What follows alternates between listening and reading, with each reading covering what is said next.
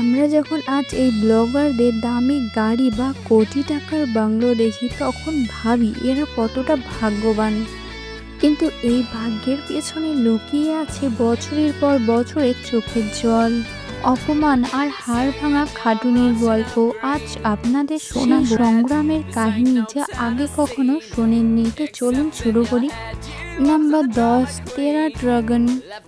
Video অনুযায়ী তিনি তালিকার 10 নম্বরে থাকলেও তার পরিশ্রম কোনো অংশেই কম নয়। প্রিয়াঙ্কা বা টেরা ড্রাগন যখন শুরু করেছিলেন তখন তার কাছে খুব ভালো কোনো ক্যামেরা বা দামি পোশাক ছিল না। হরিয়ানার এই ছোট শহর থেকে উঠে এসেছেন। ইন্টারনেটে নিজের পরিচয় করা খুব কঠিন ছিল, বিশেষ করে সমাজ এবং চারপাশের মানুষের বকা কথা আর বিদ্রূপ তাকে অনেক সহ করতে হয়েছে। মেয়েটি ফোন নিয়ে সারাদিন কি পাগলামি করছে, কিন্তু তিনি দমে না দিয়ে ওর ড্যান্সিং প্রতিভাকে ভিডিওতে তুলে ধরেছেন। আজ তার চ্যানেলে 16 মিলিয়নেরও বেশি সাবস্ক্রাইবার। তার ভিডিও এখন ভারতের ঘরে ঘরে পৌঁছে গেছে। আজ তিনি কেবল একজন ব্লগার নন, একজন সফল সোশ্যাল মিডিয়া ইনফ্লুয়েন্সার। হরিয়ানার রোহতকে একটি অত্যন্ত লাক্সারি বাড়ি তৈরি করেছেন। এই বাড়ির ইন্টারনেটের দাম দেখাচ্ছে 2.5 কোটি টাকা। বাড়ির ইন্টেরিয়র এবং ডিজাইন একদম রাজকীয়। এছাড়াও তার কাছে এখন নামি ব্র্যান্ডের গাড়ি এবং এরকম অনেক সুযোগ সুবিধাও রয়েছে। নাম্বার 9 আছে প্রেরণা মালহান, নারীদের অনুপ্রেরণা। প্রেরণা মালহান আজ ভারতের শীর্ষ নারী ব্লগারদের মধ্যে একজন। যদিও তার ভাইয়েরা বড় ইউটিউবার ছিল, কিন্তু প্রেরণা চেয়েছিলেন নিজের পরিচয়ে বাঁচতে। একটা ট্রাভেল করা এবং ক্যামেরার সামনে কথা বলা শুরুতে সহজ ছিল না। তাকে অনেক সাইবার বুলিং বা কন্ট্রোভার্সির শিকার হতে হয়েছে, কিন্তু তিনি দমে না গিয়ে কোনায় কোনায় ঘুরে ভিডিও বানিয়েছেন। আজ দিল্লিতে তার নিজস্ব 10 কোটি টাকার বিলাসবহুল ফ্ল্যাট এবং কোটি টাকার গাড়ি তার নিজের উপার্জনের। নাম্বার 8-এ আছেন সুহাস ব্লগ, মধ্যবিত্তের ড্রিম হাউস। সুহাস মূলত মধ্যবিত্ত পরিবারের ছেলে। লকডাউনের সময় যখন অনেকের কাজ চলে গিয়েছিল, সুহাস তখন এক ছোট্ট মোবাইল ফোন নিয়ে ভিডিও বানানো শুরু করেন। তার কাছে এডিট করার জন্য ল্যাপটপও ছিল না। ফোনে মেমোরি ফুল হয়ে গেলে পুরোনো ভিডিও ডিলিট করে নতুন শট করতে হতো। বন্ধুদের সাথে আড্ডা দেওয়া ছেড়ে তিনি কেবল কন্টেন্টের পেছনে সময় দিয়েছেন। আজ তার সেই ত্যাগের ফল হলো শহরের সবচেয়ে দামি এলাকায় তার 5 কোটি টাকার নিজস্ব অ্যাপার্টমেন্ট আছে। নাম্বার 7-এ আছেন মনীষ বিষ্ণু, কেরালা থেকে ভারতের মন জয়। কেরালার এই ব্লগার প্রমাণ করেছেন যে ভাষা কোনো বাধা নয়। শুরু থেকে মালায়ালাম ভাষায় ভিডিও বানাতেন বলে তার দর্শক ছিল সীমিত।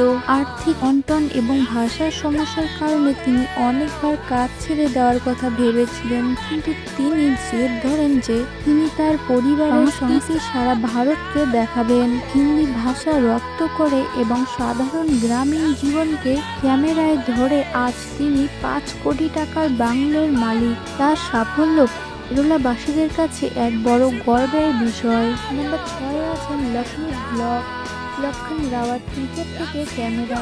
লক্ষণ রাওয়াত আজ দামি ল্যাম্বরগিনিতে ঘোরেন, কিন্তু তার শুরুটা এমন ছিল না। লক্ষণের স্বপ্ন ছিল একজন পেশাদার ক্রিকেটার হওয়ার। তিনি রঞ্জি ট্রফি পর্যন্ত খেলেছেন, কিন্তু চোট এবং অন্যান্য কারণে ক্রিকেটে তার ক্যারিয়ার থমকে যায়। সেই সময়টা ছিল তার জীবনের সবচেয়ে অন্ধকার সময়। স্বপ্ন ভেঙে যাওয়ার যন্ত্রণা নিয়ে তিনি যখন ইউটিউব শুরু করেন তখন অনেকেই তাকে নিয়ে বিদ্রূপ করেছিল। স্ত্রী নীতির সাথে মিলে তিনি এমন এক ব্লগিং স্টাইল তৈরি করেন যা ভারতের ঘরে ঘরে পৌঁছয়। আজ গুরগাঁওয়ে তাদের 45 কোটি টাকার যে প্রাসাদটি আছে তার নাম রাওয়াত ভিলা।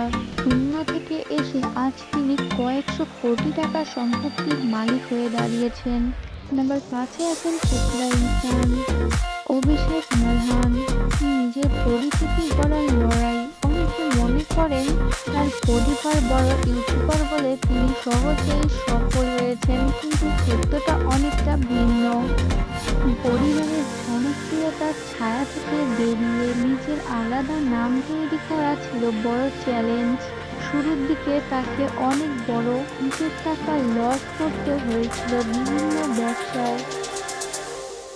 আজ তিনি নিজের দমে দিল্লির বুকে 25 কোটি টাকার সাম্রাজ্য গড়ে তুলেছেন এবং ভারতের সবচেয়ে বড় রিয়েলিটি শোতে নিজের ছাপ রেখে এসেছেন।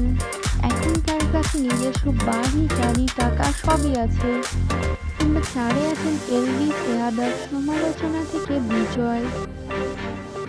এলভিসের সাফল্য যতটা বড়, তাকে সমালোচনাতেও তত বেশি করতে হয়েছিল।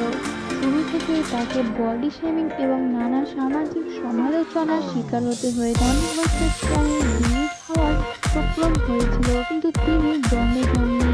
আজ তিনি কেবল ব্লগার নন, তিনি ভারতের অন্যতম প্রভাবশালী তরুণ ইকন।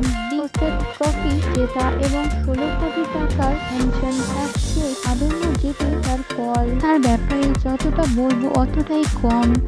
নাম্বার 3-এ আছেন গেমার ফিল্ড, অংশু বিস্ট, ভাড়াবাড়ি থেকে নিজস্ব প্রাসাদ।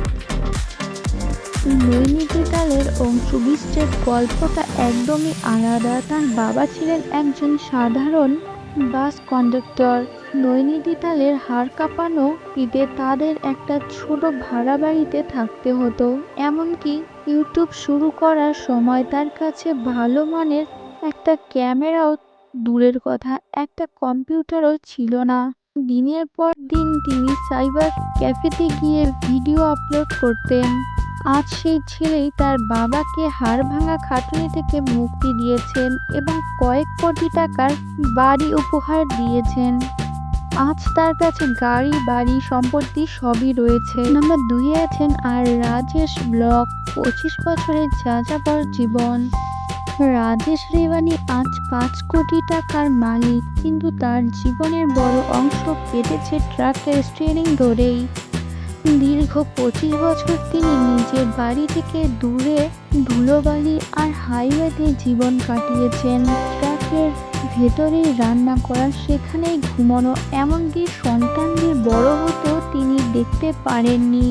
সমাজ ভাবতো একজন ট্রাক ড্রাইভার কি ভিডিও বানাবে সততা দিয়ে। আজ তিনি সেই সব মানুষের অনুপ্রেরণা যারা ভাবেন বয়স বা পেশা সফলতায় বাধা হতে পারে না। আজ তার কাছে সবকিছুই আছে।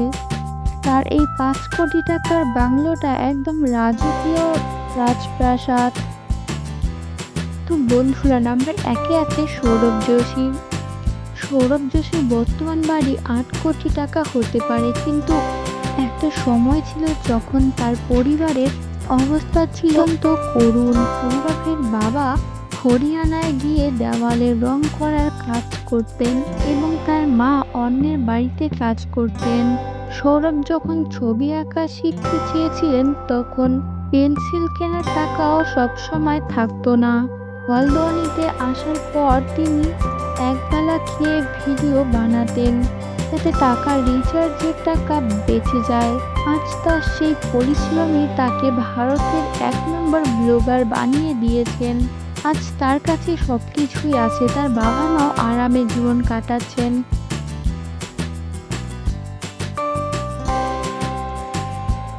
তো বন্ধুরা, এই মানুষগুলোর জীবন আপনাদের একটা বড় শিক্ষা দেয়। পরিস্থিতি যাই হোক, চেষ্টা করলে